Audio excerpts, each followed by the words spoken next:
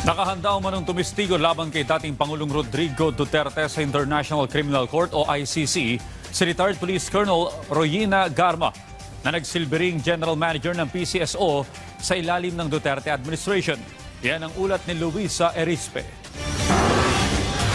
Matapos mapabalita noong Sabado na balik Pilipinas na ang drug war whistleblower na si retired Police Colonel Royina Garma, kinumpirma ng Bureau of Immigration, lumabas na naman ito ng bansa at bumiyahe pa Malaysia linggo ng gabi.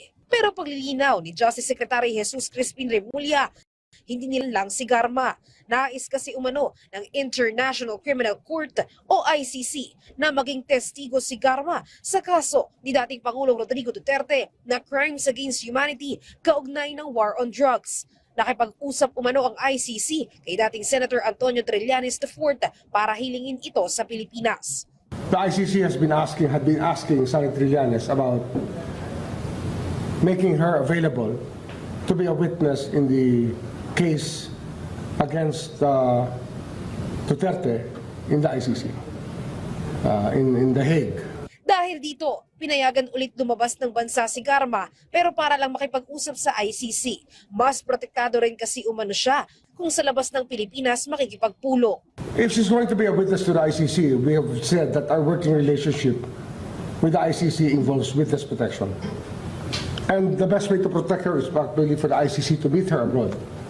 Because her life can be in danger in our country, let's face it. Uniform personnel ang kalaban. Kinumpirma din naman ni Trillanes na handang tumistigo si Garma sa ICC pero hindi pa ito haharap sa confirmation of charges na nakatakdang isagawa sa September 23. Para naman sa panig ng mga biktima, malaking puntos ito para mailaban ang kaso sa ICC. Si Garma umano ang susi para direktang mapanagot si Duterte sa issue ng war on drugs noong kanyang administrasyon. Nakahinga kami ng malalim na isa sa mga witness na susi laban kay Duterte ay kumbaga makakausap na at makakapag-ugnayan na sa ICC na timing bago magsimula ang confirmation of charges hearing sa September 23. Si Royina Garma kasi ang nakapagdikit kay Duterte mismo doon sa plano na gawing nationwide ang Davao Death Squad style killings. At siya ang nagsabi na bago nung kanyang termino bilang presidente ay pinaghandaan ang paano ba ang patayan. Kung magiging testigo na si Garma, 3 na ang mga kilalang witness sa kaso. Ito'y ang mga umano'y hitman na si Edgar Matubato at Arturo Las Cañas. Ayon din kay Remulla, may 4 pa silang hawak na iba pang testigo.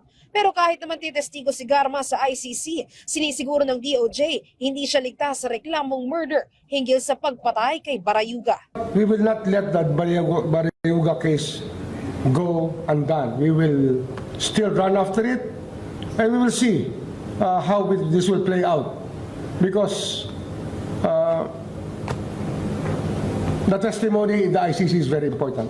Luisa Erispe para sa Pambansang TV sa Bagong Pilipinas.